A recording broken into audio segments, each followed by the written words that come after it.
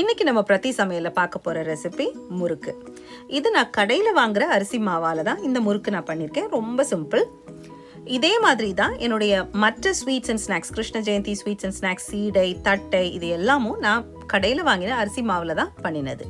So அதையும் நீங்கள் அந்த லிங்க்கும் இந்த டிஸ்கிரிப்ஷன் பாக்ஸில் கொடுத்துருக்கேன். நீங்கள் அதில் போய் கிளிக் பண்ணலாம். இல்லை இந்த வீடியோ முடியும் போது அதில் அந்த எண்ட் ஸ்க்ரீனில் உங்களுக்கு அந்த லிங்க் வரும்.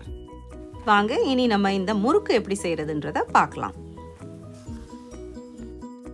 இன்னைக்கு இந்த முறுக்கு செய்யறதுக்கு நான் உளுந்த மாவு தான் நான் சேர்த்துக்க போறேன். ஒரு சிலர் இதுல பாசிப்பருப்பு சேர்த்துப்பாங்க. அது நான் இன்னொரு வீடியோல உங்களுக்கு பாசிப்பருப்பு முறுக்கு எப்படி செய்யறதுன்றத பத்தி நம்ம பார்க்கலாம். இப்போ நம்ம உளுந்து எடுத்து, ஏன்னா மற்ற சீடை எல்லாம் செய்யறதுக்கும் சேர்த்து நான் இப்போ இந்த உளுந்து வறுத்துக்கிறேன்.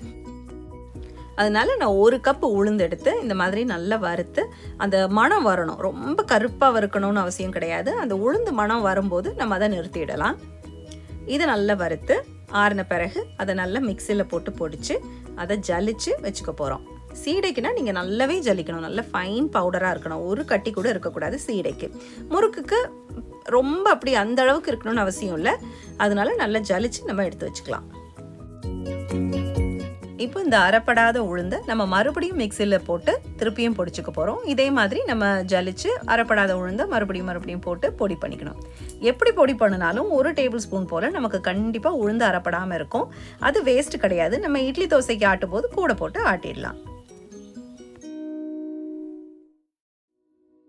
இப்போ நான் கடையில் வாங்கின சாதாரண அரிசி மாவு, இடியாப்ப மாவு அந்த மாதிரிலாம் எதுவுமே லேபிள் பண்ணலை. சும்மா ரைஸ் ஃப்ளவர்னு இருந்துச்சு. அதை இந்த மாதிரி நல்லா நான் கொஞ்சம் மாவு சூடாகிற வரைக்கும் வறுத்துக்க போகிறேன். அதாவது மாவை பிடிச்சு பார்த்தா நமக்கு மாவு சூடாகணும். அந்த அளவு இருந்தால் போதும். நீங்கள் இதுக்கு பதிலாக நீங்கள் வீட்டில் பதப்படுத்தின மாவு இருந்தால் கூட நீங்கள் யூஸ் பண்ணிக்கலாம். பதப்படுத்தின மாவுனா உங்களுக்கு நான் மற்ற வீடியோக்களில் சொல்லியிருப்பேன். பச்சரிசியை நல்லா ஊற வச்சு அது நல்லா கொஞ்சம் காய வச்சு திருப்பி அதில் பொடி பண்ணி எடுத்து வறுத்து வைக்கிற அந்த மாவு தான் பதப்படுத்தின மாவு. சரி,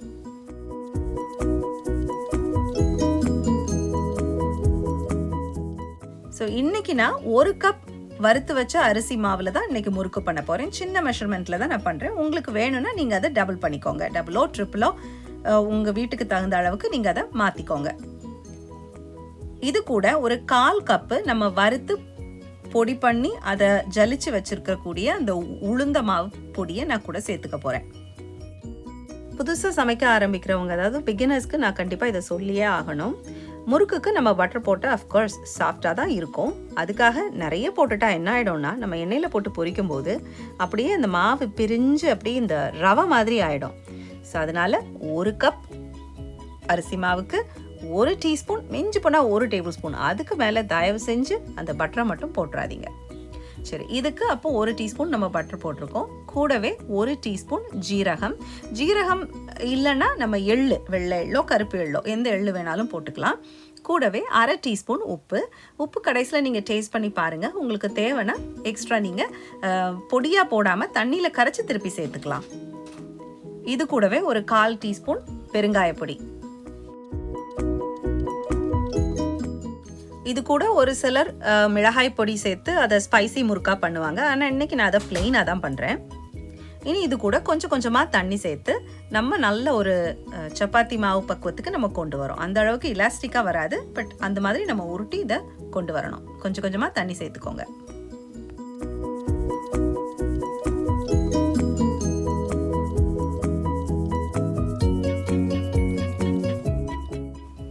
இப்போ நம்ம முறுக்கு மாவு நல்லா ரெடி ஆயாச்சு. இனி இதை நம்ம முறுக்கு ப்ரெஸ்ஸில் நம்ம போட்டு இதை பிழிஞ்சு எடுக்க போகிறோம். இதுக்கு நீங்கள் இந்த மாதிரி ஸ்டார் அச்சோ இல்லை 3 கண்ணுள்ள அச்சு எது வேணால் நீங்கள் உங்களுக்கு இஷ்டப்பட்ட அச்சு நீங்கள் எடுத்துக்கலாம்.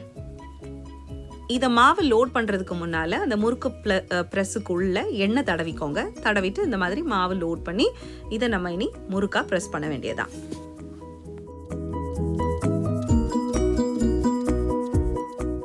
சில சமயம் நம்ம முறுக்கு மாவு நம்ம ப்ரெஸ்ஸில் போட்டு பிழியும் போது இந்த மாதிரி உடஞ்சி போகும்.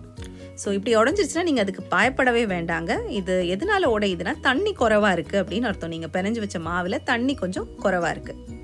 ஸோ அதுக்கு என்ன பண்ணணும்னா, கொஞ்சமாக தண்ணி தெளித்து கொஞ்சம் இந்த மாவை கொஞ்சம் லூஸ் ஆக்கிக்கோங்க.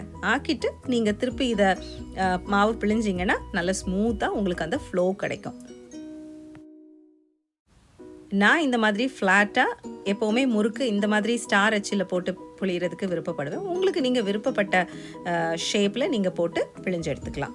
ஒரு சிலர் என்ன பண்ணுவாங்கன்னா கரண்டியோட பின் பக்கத்தில் இந்த மாவை பிழிஞ்சு வச்சுட்டு அதை அப்புறம் இந்த சூடாக இருக்க எண்ணெயில் போட்டு பொரிச்சு எடுப்பாங்க. ஸோ நீங்கள் அப்படியும் செய்யலாம். இந்த மாதிரி கரண்டிலையோ மூடிலையோ அந்த மாதிரி வரிசையாக நான் இப்போ ஒரு போர்டில் பிழிஞ்சு வச்சுருக்கேன் இல்லையா, இதை மாதிரி இந்த கரண்டியில் பிழிஞ்சு அப்படியே அந்த கரண்டியை எண்ணெயில் டில்ட் பண்ணிடுவாங்க. நீங்கள் அப்படியும் பண்ணலாம். உங்களுக்கு எது வசதியோ அந்த மெத்தடை நீங்கள் ஃபாலோ பண்ணுங்கள். எனக்கு இந்த மாதிரி மொத்தமாக பிழிஞ்சு வச்சுட்டு திருப்பி அதை பொரிச்சு எடுக்கிறது வந்து எனக்கு ஈஸியாக தெரியும். ஸோ உங்களுக்கு எது வசதியோ அந்த மெத்தடை நீங்கள் ஃபாலோ பண்ணுங்கள்.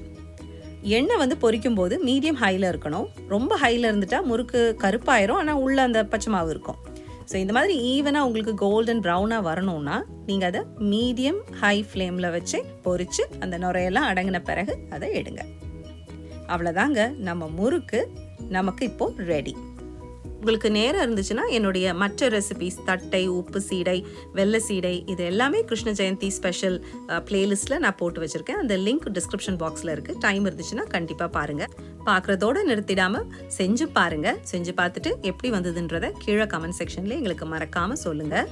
அதோட என்னுடைய சேனலை இன்னும் சப்ஸ்கிரைப் பண்ணாமல் யாராவது இருந்தீங்கன்னா மறந்துடாமல் உடனே சப்ஸ்கிரைப் பண்ணிவிடுங்க. தேங்க்ஸ் ஃபார் வாட்சிங். பாய்.